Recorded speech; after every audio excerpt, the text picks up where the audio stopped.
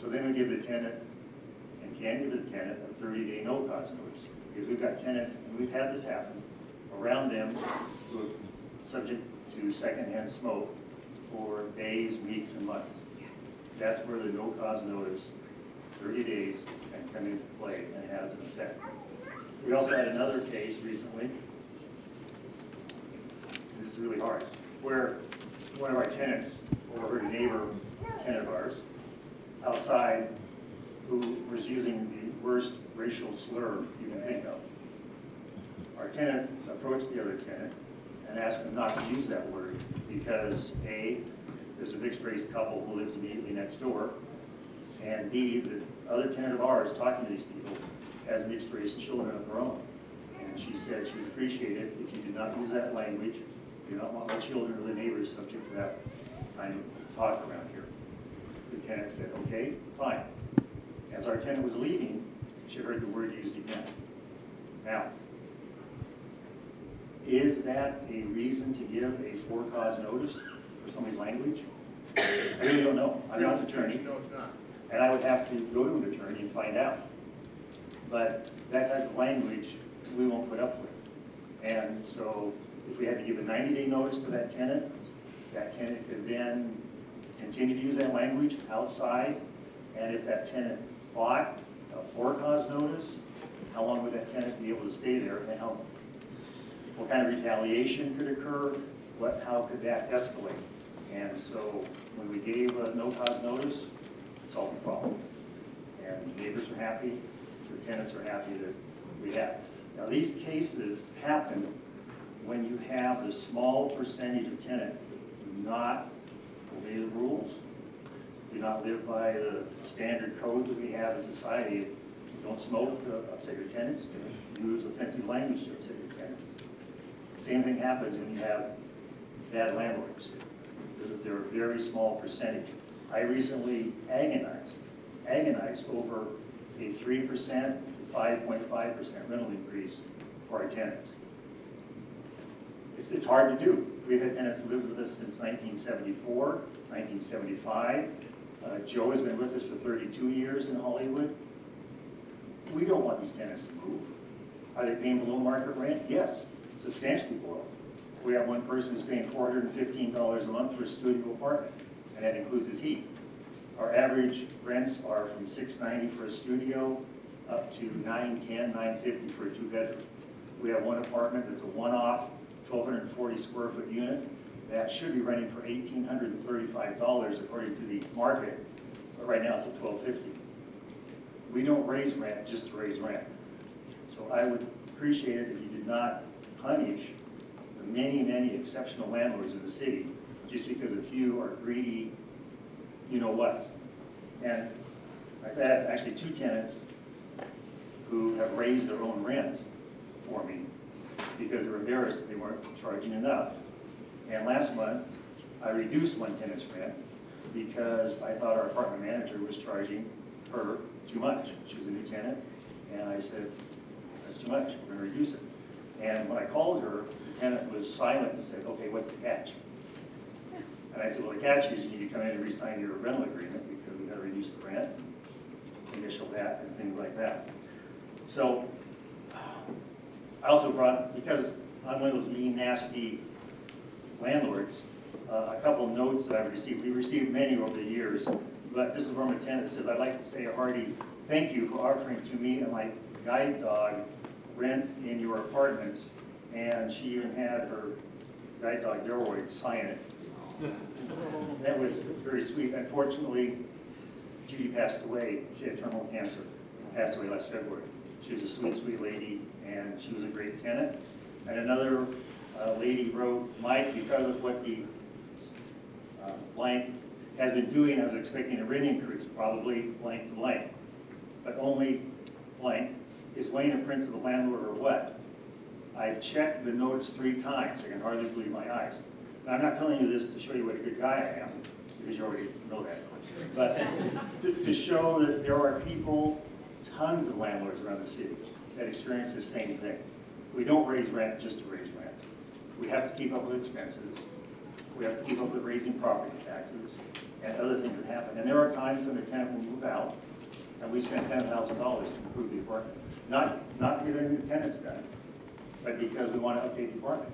We lived there for 4 years, and we have to update it. So, and I don't have a problem with the 90-day notice for a rent increase of more than 10%. I don't know if we'll ever get a 10% increase. That just doesn't happen. But if you ever watch Monday Night Football, on the pregame show, they have a segment called Come On Man. Well, recently you saw it was last night, media report that rent raised by 20% at city-owned apartments. Which is going to be until he rescinded it. Which has since been rescinded. That was one of those, come on, man.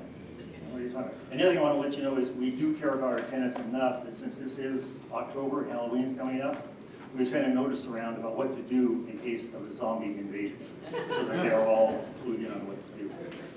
So with that, Wayne, thank you. I think I'm done. A couple of questions. Yes, sir.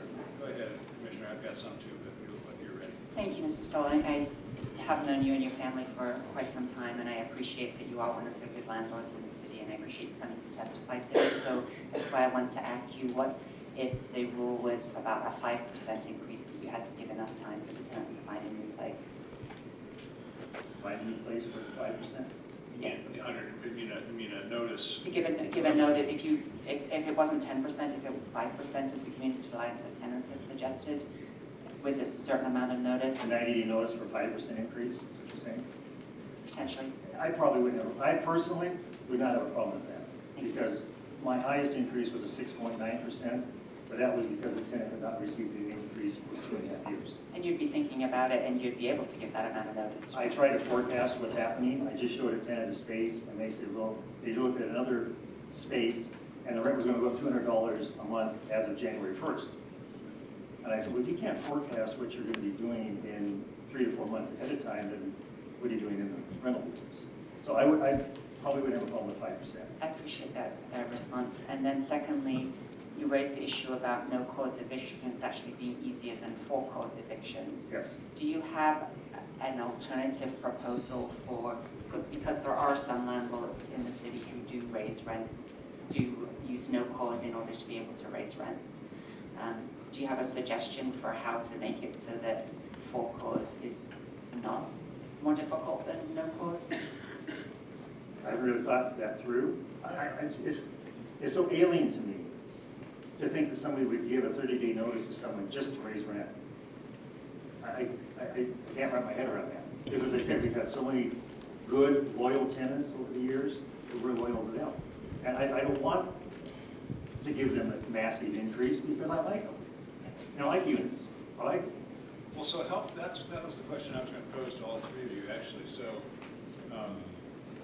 you, Wayne, and Deborah to an extent as well, paint this picture of how responsible landlords operate, which is really not Kat's complaint, right?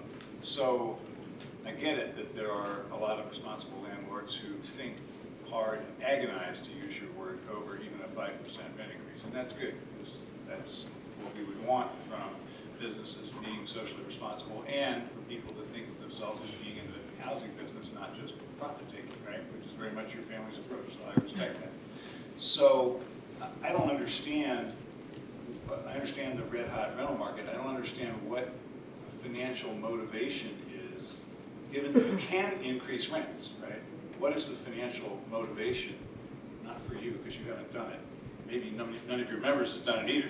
But what's the financial motivation for somebody to empty out a building by giving everybody a 30-day notice in a market where there are plenty of renters available and you don't make money unless somebody's paying the rent? So it's kind of an Econ 101 question. I'm not being playful here. I just don't understand why in this market somebody, and with relatively light state laws governing what you do, why would you empty out a building?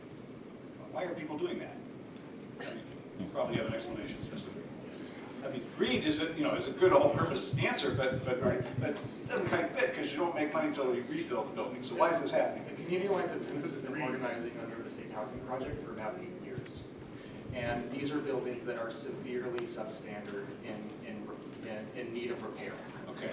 And so what is commonly termed as the rent gap means that sometimes the value of the land is actually, because the building has fallen into such disrepair, the building isn't actually worth that much. So there is an economic decision that the landlord makes at some point when it gets to a state where it costs so much to fix it, that they willfully disinvest in that building, knowing that they can sell it to a developer that will come and buy it cheap and flip it into luxury housing. So it's going to be substantially remodeled or demolished? Correct. Well, that we also heard in the discussion of the extremely distressed properties enforcement and also the universal inspection that if one tenant complains and then gets evicted, unless we do inspect everybody so that it's not known who was the complainant, that tenant is used as an example to everybody else to don't complain and you'll get evicted. Well, conversely, Mayor, the reason we were highly successful with the preservation agenda during the Great Recession is that the market conditions were such that there weren't the same compelling reasons to convert buildings or to do it. So we had, in all 11 instances with at-risk buildings, we were able to get them transferred to nonprofit ownership. In this market, we will not be as successful. That happened in the office boom of the 80s, if you remember, when everybody was uncle was building office buildings, making a lot of money. And we have a friend, John, who bought the medical dental building, Southwest Taylor, and converted it to office space. He hit it right at the wrong time, and he could not rent his building. It took so long that some of his HVAC equipment was out of warranty by the time he got tenants in there. And he had to sign that building back to the bank because he couldn't make it go up. So I don't want that to happen in this apartment market, either by having overbuilding and have apartment buildings sitting empty in 5-10 years. Well, there is one potential benefit then. It's the reason that some investors are not locally not investing is if there's an overbuilding, there could be a correction. And Yes. one of the benefits of a correction is typically prices go Right, down. right. Here, can I piggyback on Please, yeah, something? go ahead. So Steve Weiss is here, and Steve, please don't come, you don't have to come forward, but I just want a reminder. What was the cost of living increase for Social Security recipients this year? $10. Something along the lines of $20 to $25, I think. And there's no cost of living increase for next year. Yeah, so 0 for next year. Yes. Okay, so so under the formula that's used, it means that effectively they're not building in any inflation factor into Social Security. So- Yes, and there's been legislation languishing in Congress introduced by Bernie Sanders and our own Jeff Merkley to recalculate the COLAs for seniors and people with disabilities. That legislation has gotten nowhere in 4 years. So the reason I want to highlight that older adults on Social Security are going to get a 0 cost of living increase next year is it brings us back to the questions that Commissioner Fritz and the Mayor asked, which is what is driving the increase in rents locally if we are basically we're such a modest inflation environment? And so what would let me start with you, Deborah. And by the way, Deborah, thank you for your 6 years on the DHEC. And no, seriously, you represent an industry, but every single time this council tried to do something different, like fair housing, affordable housing, you were there. So I want to thank you personally for your work. And I know that not always have the full support of everyone you represented in some of that work, but it's a mark of your leadership that you helped us get some things done. Let me come back to